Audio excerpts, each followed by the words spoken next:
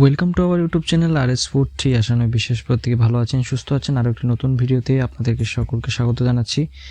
গত 3-4 দিন ধরে আমাদের কোনো ভিডিও দেওয়া হয়নি, তার কারণ আমরা ইতিমধ্যেই পোস্ট আমরা জানিয়েছি বিভিন্ন যান্ত্রিক সমস্যার কারণে, এবং এছাড়াও আবহাওয়ার কিছু জনিত কারণও রয়েছে, যার কারণে আমরা দিতে পারিনি। তো অত্যন্ত দুঃখিত তার জন্য।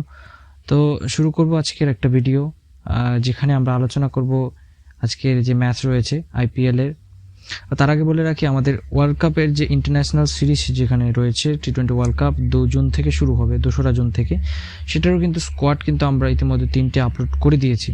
তো আপনারা চাইলে সেগুলো দেখতে পারেন আপনারা অবশ্যই। এছাড়া আমরা বাকি স্কোয়াডগুলো আমরা এখনও আপলোড করিনি, তো আমরা করে দেবো খুব শীঘ্রই। বিভিন্ন সমস্যার কারণে আমাদের সেই এডিটিংটা হচ্ছে না। তাছাড়া এখনও কিছু দল কিন্তু বাকি রয়ে গেছে, তারা স্কোয়াড এখনও ঘোষণা করেনি। তার মধ্যে যেমন পাকিস্তান এবং Bangladesh, Papua New Guinea, Ireland, তারা এখনও দল কিন্তু ঘোষণা করেনি। এছাড়া বাকি দল প্রায় মোটামুটি সব কিছু ঘোষণা করে দিয়েছে, স্কটল্যান্ড থেকে শুরু করে, অস্ট্রেলিয়া থেকে শুরু করে। আমরা শুধু নিউজিল্যান্ড, ইন্ডিয়া এবং আফ্রিকাটা আমরা দিয়েছি, বাকি এখনও কিন্তু আমাদের হাতে আছে। আফ্রিকা দিয়ে দিয়েছি, যেখানে আমরা দিইনি শুধুমাত্র যারা ঘোষণা করেছে তার মধ্যে আফগানিস্তানেরটা আমরা দিইনি এখনও, এবং আমরা সাউথ আফ্রিকারটাও এখন আমরা দিইনি, অস্ট্রেলিয়াটা আমরা এখনও দিইনি, স্কটল্যান্ড রিসেন্টলি ঘোষণা করেছে সেটাও আমরা দিইনি, পাপুয়া নিউ গিনি তো দেয়নি, এখনও ঘোষণা করেনি। এছাড়া যদি বলি ওমান বা কানাডা বা ইউনাইটেড স্টেট, তাদের কোনো দলই কিন্তু আমরা এখনও দিইনি।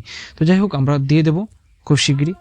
তো তার আগে বলি, অবশ্যই চ্যানেলটি ভালো লাগলে অবশ্যই একটি লাইক এবং কমেন্ট করে আপনার মতামত জানাতে ভুলবেন না। তো এই ভিডিওতে আলোচনা করব সেই ম্যাচের কথা, যেখানে সানরাইজার্স হায়দ্রাবাদ এর যে মধ্যকার ম্যাচ গতকালকে গেছে মুম্বাই, তো আজকে যে ম্যাচটা রয়েছে যেখানে রাজস্থান বনাম দিল্লি খেলবে অরুণ জেটলি ক্রিকেট স্টেডিয়ামে, এটাই আমরা আজকে আলোচনা করব। Match both team playing 11 and match preview. So কথা না বাড়িয়ে চলুন বন্ধুরা শুরু করব। প্রথমে বলি ম্যাচের কথায়। ম্যাচটি অনুষ্ঠিত হবে অরুণ জেটলি ক্রিকেট স্টেডিয়াম দিল্লি, যেখানে ম্যাচটি হবে। সেখানে এখন পর্যন্ত 88টি ম্যাচ অনুষ্ঠিত হয়েছে, যেখানে 44% যারা প্রথমে ব্যাটিং করেছে তারা জিতেছে, এবং 52% যারা সেকেন্ড ব্যাটিং করে তারা কিন্তু জিতেছে। এখানে রান হচ্ছে, আপনারা দেখতেই পাচ্ছেন এবং পেলেনও যে এই আইপিএলে কিন্তু প্রচুর রান হচ্ছে। এখানে হাইয়েস্ট রান হচ্ছে 266, যেটা করেছিল এসআরএইচ বনাম দিল্লির মধ্যকার ম্যাচ, আপনারা নিশ্চয়ই দেখেছেন সেই ম্যাচটি।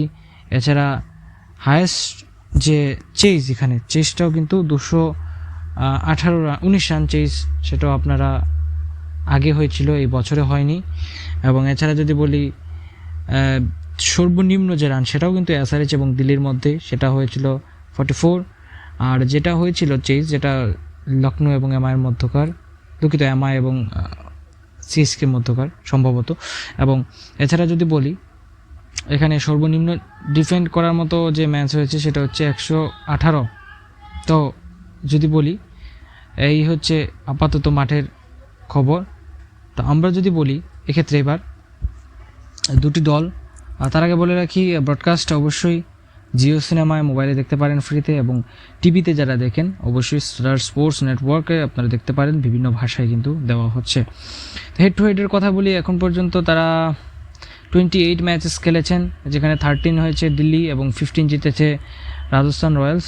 তবে সর্বশেষ 10টি ম্যাচের কথা বললে, যেখানে রাজস্থান জিতেছে 4টি, দিল্লি জিতেছে 6টি। এছাড়া যদি বলি, এখানে দিল্লি এবং রাজস্থানের মধ্যকার যে ম্যাচ রয়েছে, তো এটা বলা বাহুল্য যে দিল্লি ক্যাপিটালস গত ম্যাচেও তারা হেরেছে শেষ ম্যাচে, এবং রাজস্থানও কিন্তু তারা হায়দ্রাবাদের কাছে শেষ ম্যাচে হেরেছে। সো দুটো দলই কিন্তু সর্বশেষ ম্যাচটি হেরে এসছে। তো দেখার বিষয় এই ম্যাচে কতটা কি করতে পারেন। তো আমরা এবারে জলদি একটু দেখে নেব তাদের প্লেইং 11-এর কথা। তো আপনারা জানেন প্রত্যেকটা প্লেয়ারে কিন্তু ফর্মে আছেন কম বেশি। তো আমরা প্লেইং 11টা যদি একটু দেখে নিই দিল্লি ক্যাপিটালসের জন্য, আমরা হয়তো আজকে এরকম প্লেইং 11 দেখতে পাবো। পৃথ্বী শো এবং সঙ্গে থাকবেন জ্যাক ফ্রেজার-মাগার্ট ওপেনিং করবেন।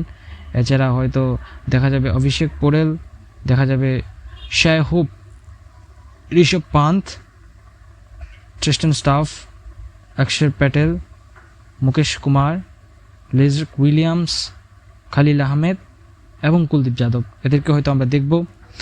কিংবা ডেভিড ওয়ার্নার, তিনি আসলেও আসতে পারেন, তবে ফিঙ্গার ইনজুরিটার কতটা কমেছে সেটা কিন্তু তার খবর এখনও ঠিকভাবে পাওয়া যায়নি। সো এটাই হচ্ছে আপাতত। বা আরেকটা পরিবর্তন যেটা হতে পারে, যেটা আমরাও আগে দেখেছি, যেটা অ্যান্ড্রিক নরকিয়াকে খেলানো যেতে পারে, সেটা একটা পজিটিভ থিং। দেখা যাক কী হয়। তো রাজস্থানের কথায় যদি আসি, আনচেঞ্জ অবশ্যই থাকবে।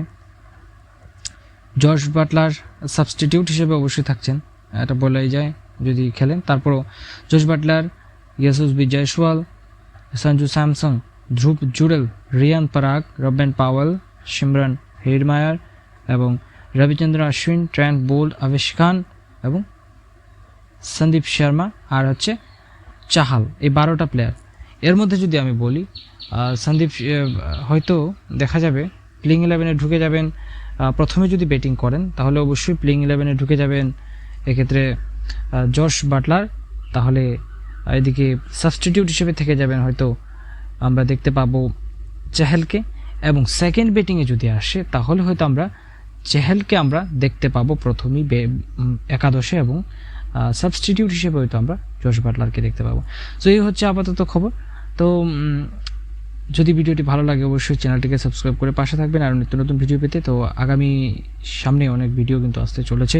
তো আমরা আবারও বলছি, যান্ত্রিক কিছু সমস্যা ত্রুটি রয়েছে, এবং আমরা যদি বলি কিছু আবহাওয়াজনিত কারণও কিছু রয়েছে প্রচুর, যেহেতু একটা ইন্টারনেটের ব্যাপার আছে, তো সব কিছু মিলিয়ে আমাদের ভিডিও দেওয়া হয়নি, তাই জন্য আমরা আবারও দুঃখিত। আশা করি আগামী সময় আসবে, আর স্কোয়াড যেগুলো রয়েছে আমরা অবশ্যই খুব শীঘ্রই তা দিয়ে দেবো। তো সকলে ভালো থাকবেন, সুস্থ থাকবেন। আপাতত এ পর্যন্তই। তো যদি চ্যানেলে কেউ নতুন হয়ে থাকেন অবশ্যই চ্যানেলটিকে সাবস্ক্রাইব করে পাশে থাকবেন।